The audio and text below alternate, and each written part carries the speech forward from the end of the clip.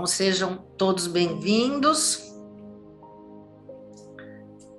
Eu já falei algumas vezes que, através daqueles que têm vontade, usam o seu querer para escutar essas palavras que eu recebi e que agora compartilho, eu tenho oportunidade de realizar parte da minha missão.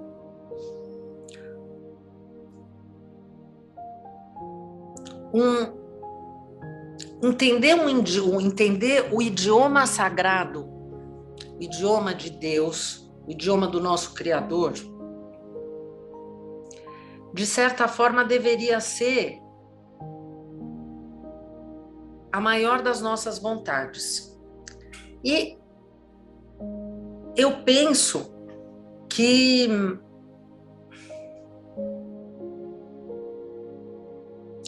mesmo com a nossa mente lógica, nós queremos fazer essa união e fazer esse encontro.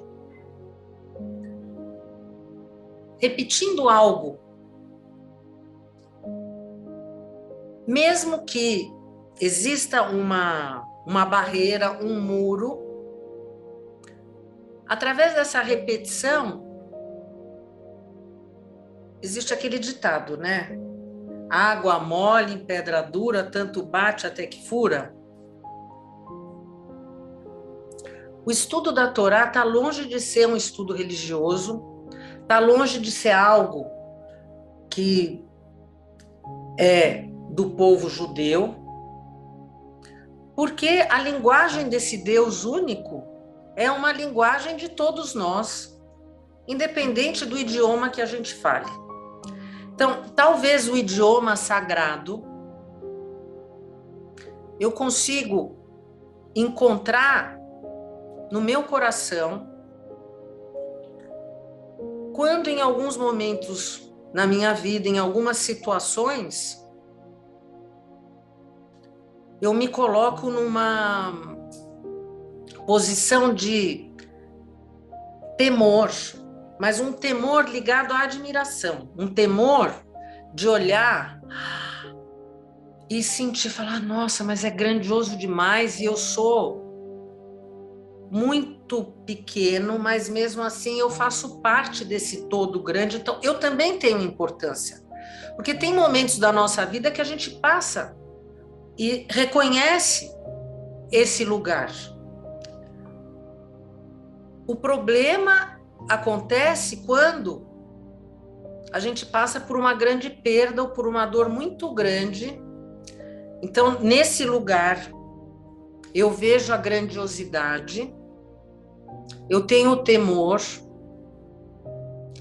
e ao mesmo tempo eu sinto que aquilo que eu quero é importante, porque eu não quero perder, e eu sofro. Mas eu poderia não precisar passar por esse caminho. Porque quando eu consigo entender que por trás de cada uma dessas histórias que não acontecem aleatoriamente, que estão ligadas aos ciclos da Lua, estão ligadas aos movimentos dos planetas, é como se, quando eu consigo entrar mesmo dentro desse fluxo, eu estou conseguindo sentir aquilo que é além das palavras. Nós repetimos tudo isso todo ano, agora que nós estamos no final de ciclo, justamente por quê?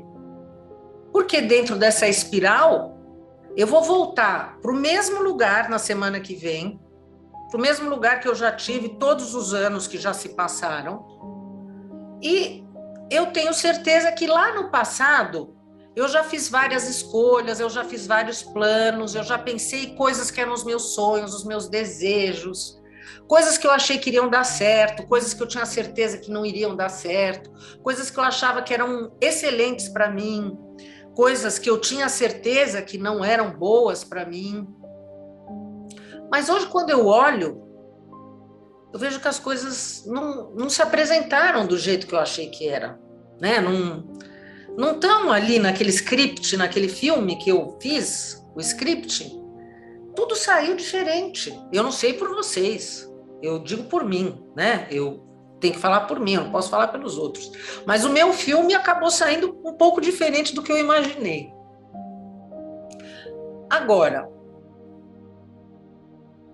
se a gente tem que seguir esse script,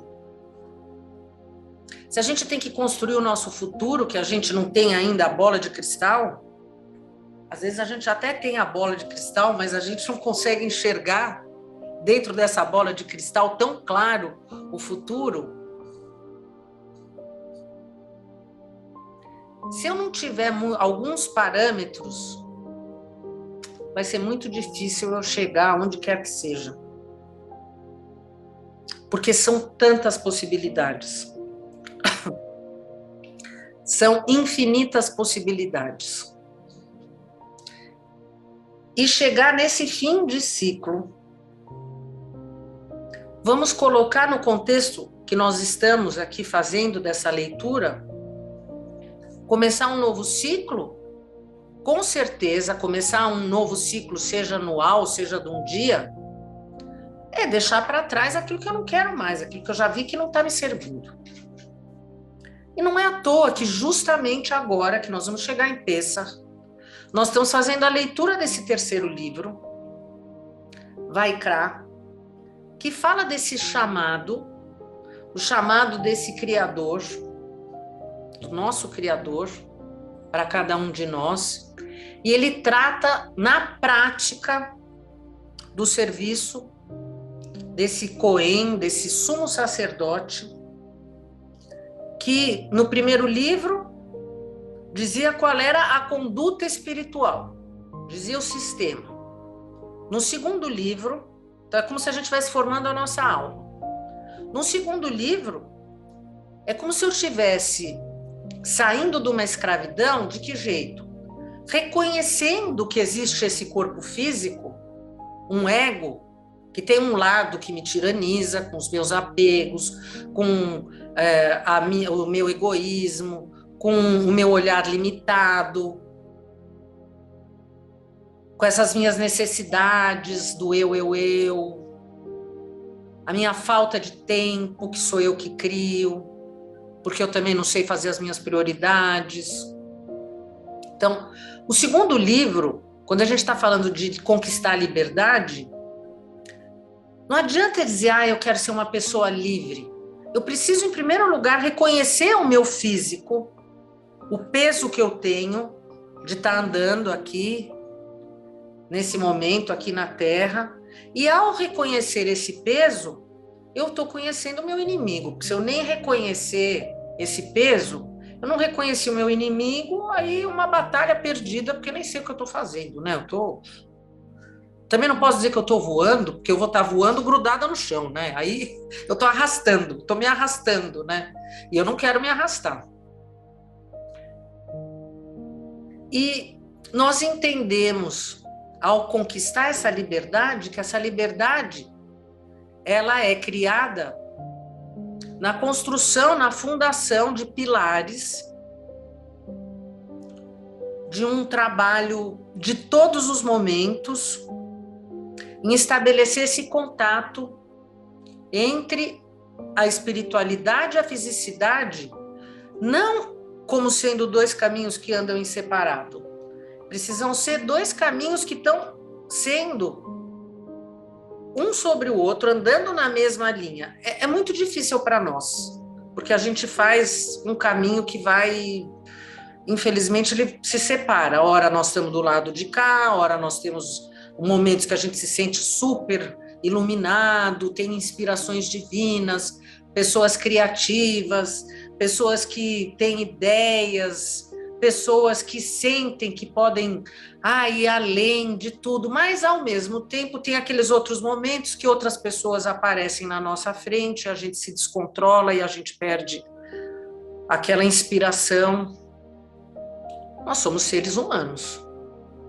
Mas qual é a diferença entre o ser humano e o animal? Que está muito ligado, agora vamos entrar a nossa porção da semana passada, a desta semana e da próxima semana.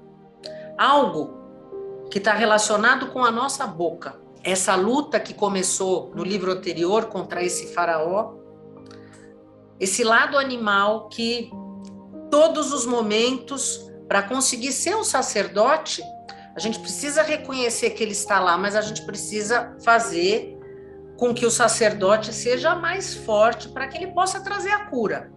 Porque quando a gente estuda a Torá, a gente entende que quem traz a cura para todas as doenças não é o médico, é o sacerdote.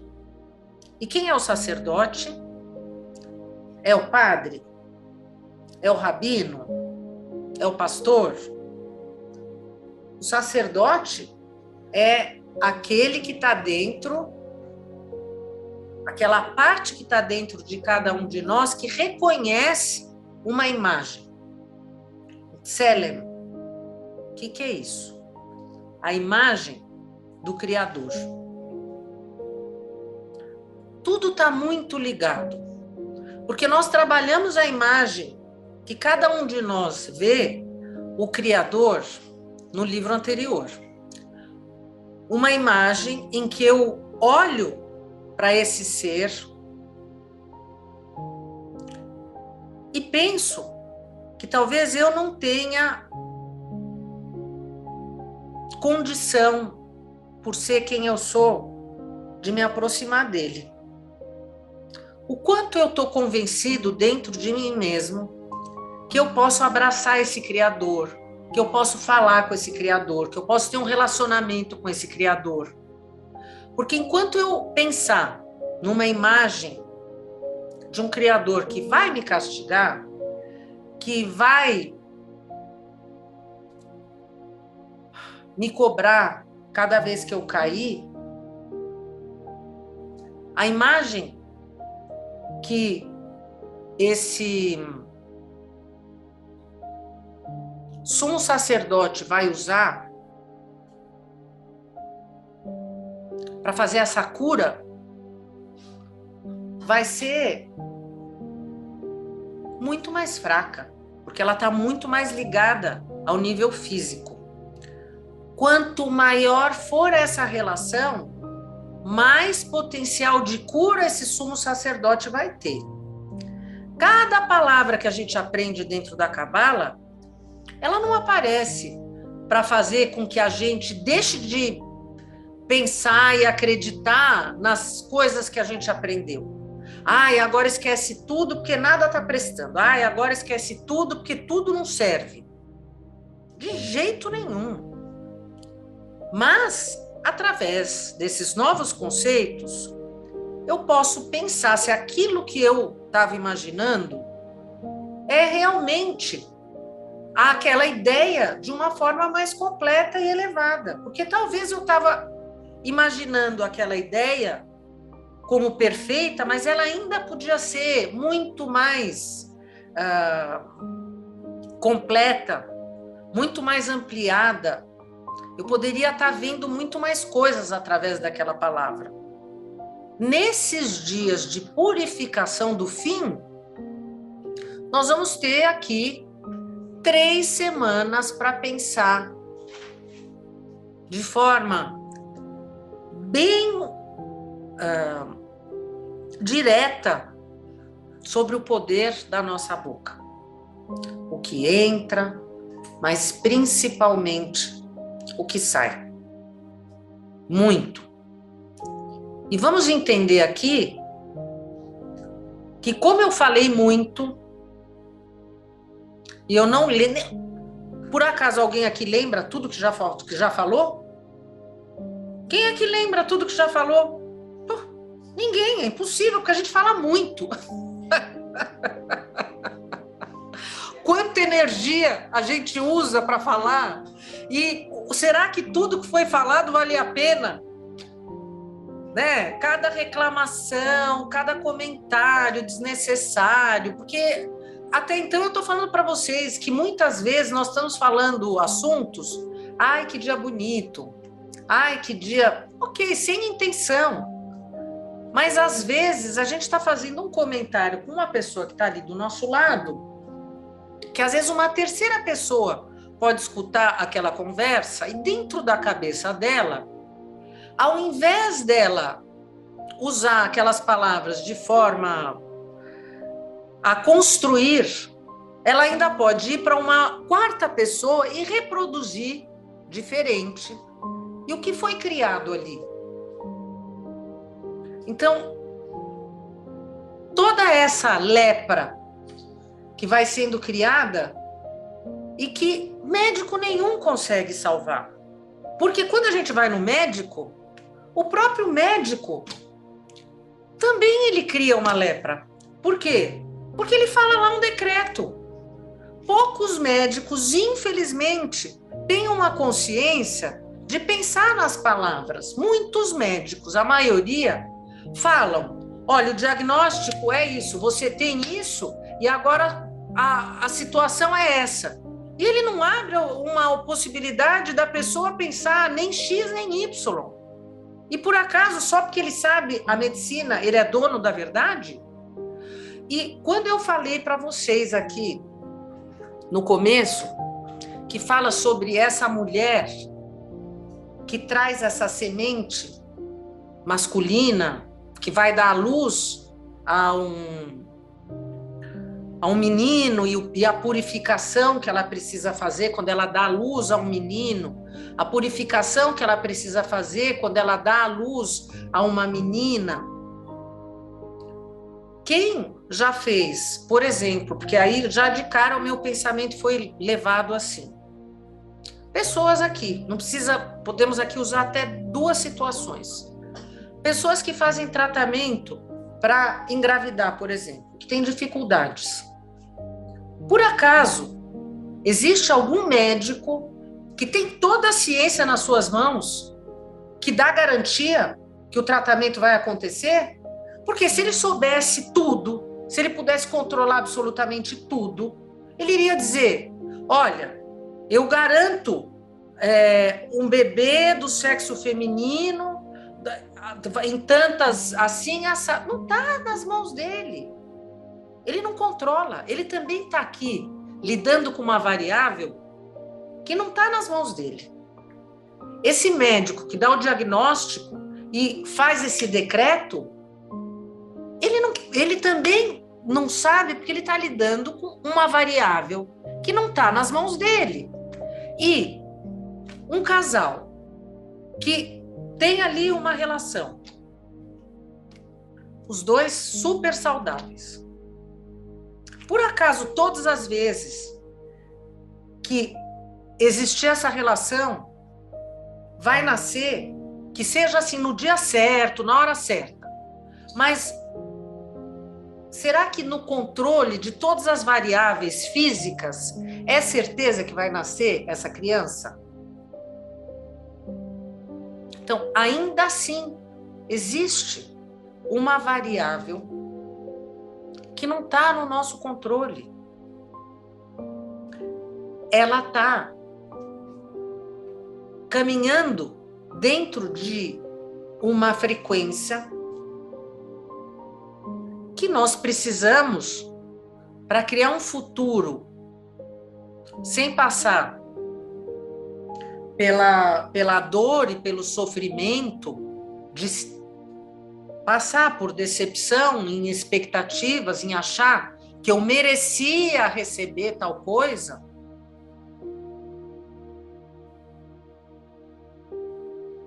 Quando eu passo o decreto, quando eu falo para uma pessoa, vai ser assim ou vai ser assado,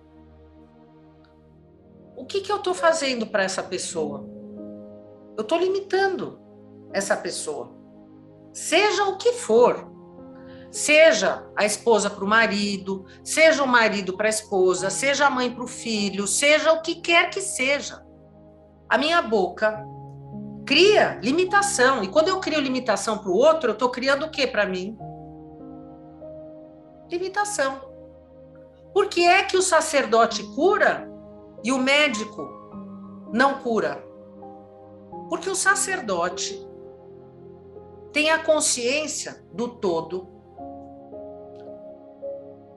Ele consegue trazer, através dessa pureza que já está dentro dele, a certeza que já está dentro dele, o fogo de Hesed que está dentro dele.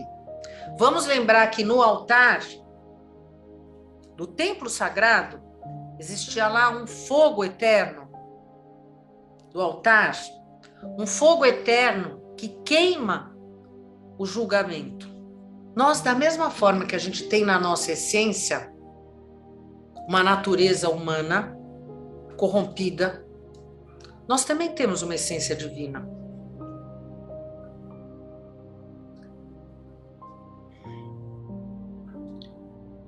Não perder o sabor para temperar é conseguir lembrar que aquele fruto que foi plantado, quando ele está ligado à árvore, ele está recebendo a essência da vida, a árvore vive, o fruto está crescendo. Quando eu tiro o fruto da árvore e ele depois seca, ele ressecou, porque ele se desconectou da sua essência.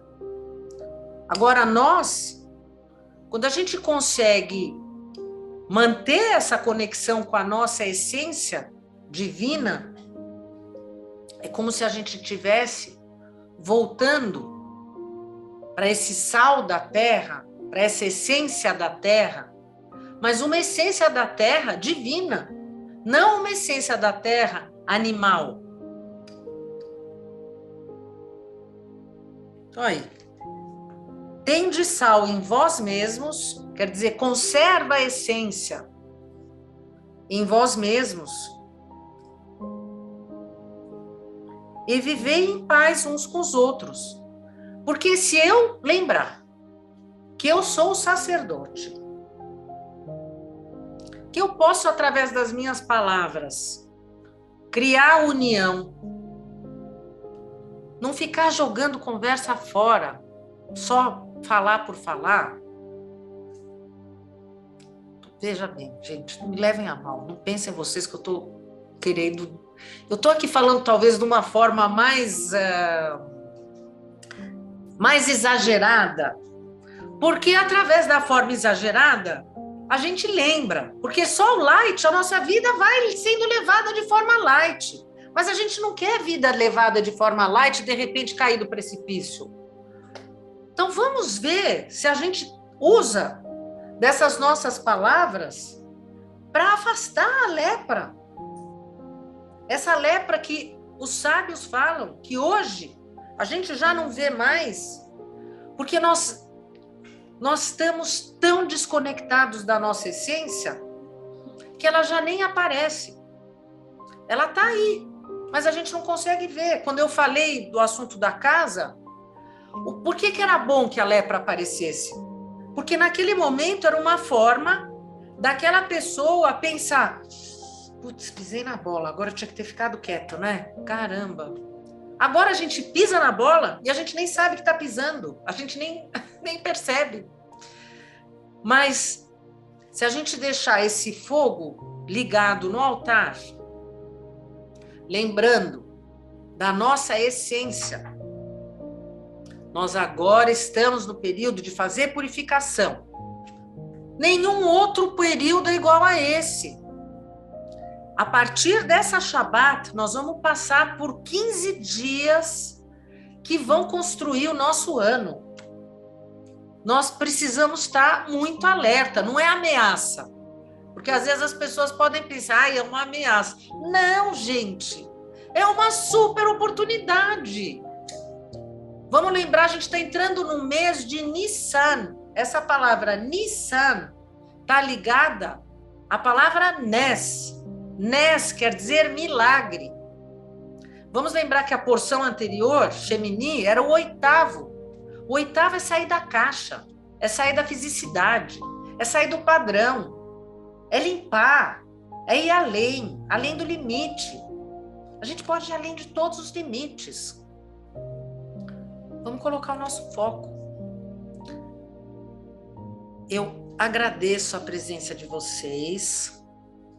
Eu vou desejar que até a próxima sexta-feira que a gente possa estar juntos no acendimento das velas, para colocar a semente do ano, porque veja bem, Nós vamos ter na sexta-feira, não é só Rosh Chodesh do mês, Rosh Chodesh do ano. Enquanto no Rosh Hashanah nós estamos sendo criados num nível físico, na sexta-feira nós estamos criando uma dimensão espiritual. Nós temos várias camadas de eu. Nós estamos lidando com uma camada, trabalhando uma camada que esses olhos não veem. Parece ilógico, mas está tudo isso aqui nas nossas mãos. Então, que a gente possa continuar juntos, cada vez mais juntos, dentro desse compartilhar dos sábios da Cabala, e que a semente que a gente possa brilhar, plantar.